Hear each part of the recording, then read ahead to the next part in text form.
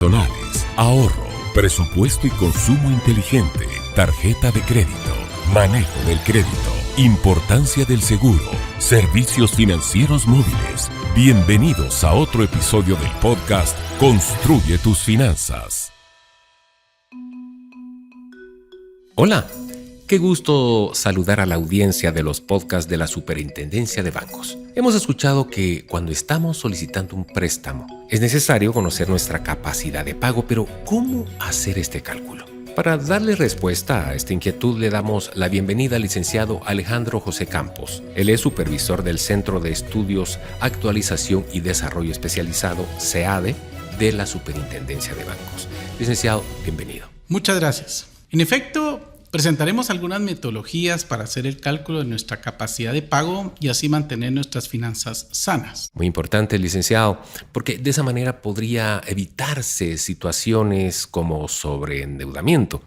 Antes de entrar en esta metodología o en estas metodologías, licenciado, compártanos qué podemos entender por capacidad de pago. Se refiere a la capacidad económica financiera que los solicitantes o deudores de un préstamo tienen para cumplir sus compromisos, de tal manera que puedan generar ingresos o fondos que provengan de sus actividades económicas y que sean suficientes para mantener oportunamente el pago de sus obligaciones. Podría agregar que no solo se trata de pagar las deudas o las obligaciones que uno adquiere, sino también de cubrir gastos básicos esenciales. ¿Existe alguna regulación o base legal para hacer este cálculo, licenciado? Sí.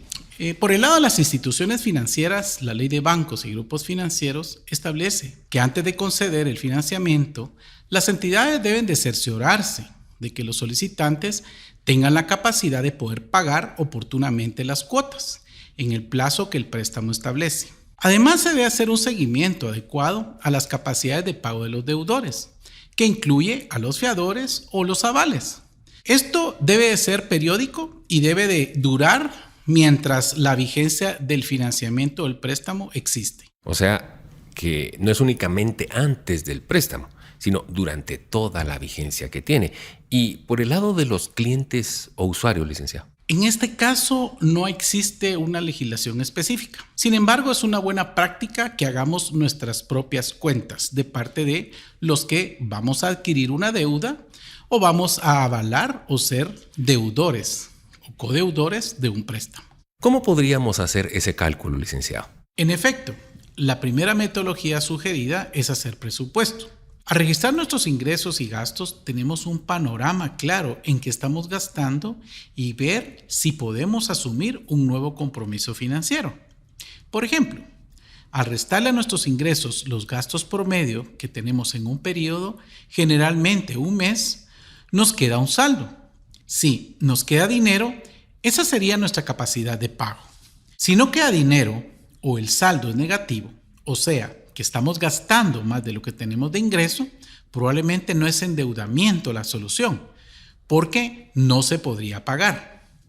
Entonces, es mejor considerar otras estrategias como, por ejemplo, revisar o reducir los gastos o generar otras fuentes de ingreso. Por supuesto.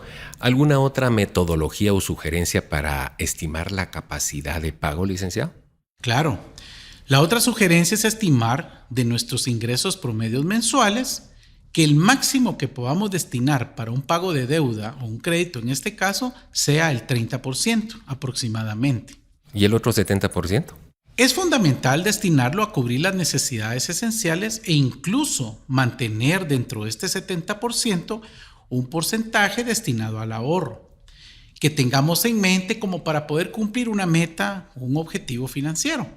Este porcentaje o resultado no requiere decir que tengamos licencia para gastar o endeudarnos, Claro. sino es una referencia y que siempre antes de tomar las decisiones definamos si es necesario solicitar el préstamo para un objetivo o propósito que tengamos muy claro. Entonces, ¿qué pasa si lo que se paga en deudas es mayor al 30%?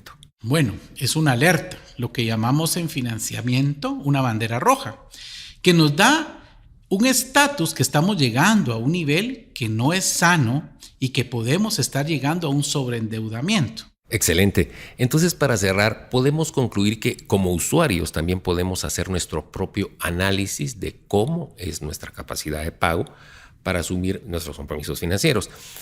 A tomar papel y lápiz o nuestra calculadora para hacer nuestros cálculos, ¿verdad, licenciado? Correcto.